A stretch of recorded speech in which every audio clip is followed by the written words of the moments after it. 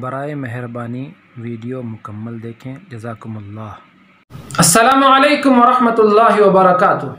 محترم سامعین، بزرگوں کے واقعات میں یقیناً بڑا سبق ہوتا ہے۔ ایک مرتبہ حضرت امام احمد بن حنبل رحمۃ اللہ علیہ سفر میں تھے، ایک گاؤں میں پہنچے، رات کا وقت تھا۔ مسجد میں نماز پڑھنے کے بعد مسجد میں قیام کرنے کا ارادہ کیا تو مسجد کے خادم نے مسجد میں رکنے سے انکار کر دیا، اور امام صاحب نے مسجد کے دروازے پر رات گزارنا چاہا، لیکن خادم مسجد نے وہاں بھی ان کو رکنے نہ دیا، اور امام صاحب نے اپنی شناخت بھی ظاہر نہ کی۔ حالانکہ لوگ اس وقت امام احمد بن حنبل رحمۃ اللہ علیہ کو ان کے نام سے پوری دنیا میں جانتے تھے، لیکن چہرے سے واقفیت نہیں تھی، اس لیے کہ سفر بھی اتنا آسان نہیں تھا، اور نہ ہی کوئی ویڈیوگرافی کا، ٹیلی ویژن کا زمانہ تھا کہ دور سے لوگ ان کے چہرے کو جان سکتے تھے۔ یہ منظر ایک نان بائی یعنی بیکری والے نے دیکھا تو اس نے یہ سوچا کہ ایک اجنبی ہے، مسافر ہے، تو امام صاحب سے گزارش کی کہ آپ میرے گھر قیام فرمائیں۔ امام احمد بن حنبل رحمۃ اللہ علیہ اس کے گھر پہنچے، اس کو دیکھا کہ وہ کام کرتا کرتا استغفر اللہ پڑھ رہا ہے، استغفار کی کثرت کر رہا ہے۔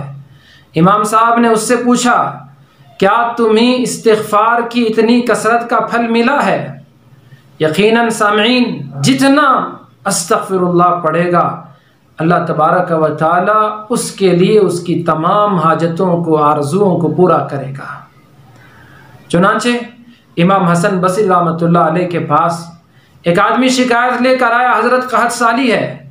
امام حسن بصری نے فرمایا استغفار کرو۔ دوسرا آدمی آیا، کہا مالی تنگ دستی ہے، حضرت نے فرمایا استغفار کرو۔ تیسرا شخص پہنچا، کہا بے اولاد ہوں، حضرت نے فرمایا کہ استغفار کرو۔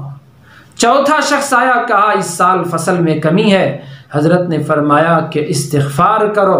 کسی نے سوال کیا، حضرت یہ کیا بات ہے کہ ہر مرض کی دوا آپ استغفار بتا رہے ہیں؟ امام حسن بصری رحمۃ اللہ علیہ نے قرآن پاک کی آیت تلاوت کی، استغفروا ربکم انہ کان غفارا، استغفار کرو اپنے رب سے، یقیناً وہ معاف کرنے والا ہے۔ یرسل السماء علیکم مدرارا، موسلا دھار بارش تم پہ وہ برسائے گا، وَيُمْدِدْكُمْ بِأَمْوَالٍ وَبَنِينَ، اور مال کی فراوانی کرے گا، صاحب اولاد بنائے گا، وَيَجْعَلْ لَكُمْ جَنَّاتٍ، تمہارے لیے باغات کھڑی کر دے گا، وَيَجْعَلْ لَكُمْ أَنْهَارًا، اور نہروں کو جاری کر دے گا۔ یقیناً استغفار میں وہ طاقت ہے، وہ قوت ہے۔ اللہ کے نبی علیہ الصلاۃ والسلام نے ارشاد فرمایا، امام مسلم نے حضرت شداد بن اوس رضی اللہ تعالیٰ عنہ سے روایت نقل کی ہے، ہم میں سے کون نہیں چاہتا کہ وہ جنتی بن جائے؟ حضور نے فرمایا کہ جو بندہ فجر کی نماز کے بعد سید الاستغفار ایک مرتبہ پڑھے گا، اور شام ہونے سے پہلے پہلے اگر اسے موت آ جائے تو وہ سیدھا جنت میں چلا جائے گا، اور مغرب کی نماز کے بعد اگر وہ سید الاستغفار پڑھے گا، صبح ہونے سے پہلے پہلے اگر اس کی موت مقدر ہوئی تو وہ سیدھا جنت میں پہنچ جائے گا۔ حضور علیہ الصلاۃ والسلام نے اس سید الاستغفار کے کلمات سکھائے، آپ بھی سیکھیں۔ اللہم انت ربی لا الہ الا انت خلقتنی وانا عبدک وانا علی عہدک ووعدک ما استطعت اعوذ بک من شر ما صنعت ابوء لک بنعمتک علی وابوء بذنبی فاغفر لی فانہ لا یغفر الذنوب الا انت۔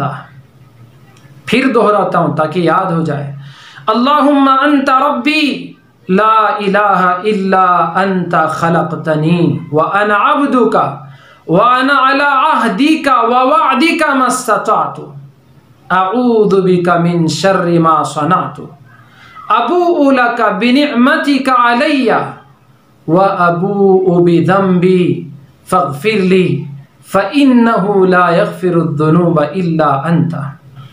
کتنی بڑی خوشخبری ہے۔ چنانچہ میں واقعہ نقل کر رہا تھا، امام صاحب نے اس سے پوچھا کہ آپ بتائیں اتنی کثرت سے جو تم استغفار کر رہے ہو کیا تمہیں اس کا پھل ملا ہے؟ اس بیکری والے نے جواب دیا ہاں ضرور، میں نے جو بھی دعا مانگی مالک الملک نے وہ عطا کیا ہے، لیکن ایک خواہش، ایک دعا جو میری پوری نہیں ہوئی۔ امام احمد ابن حنبل رحمۃ اللہ علیہ نے اس سے پوچھا بتاؤ وہ کون سی دعا ہے جو تمہاری پوری نہیں ہوئی؟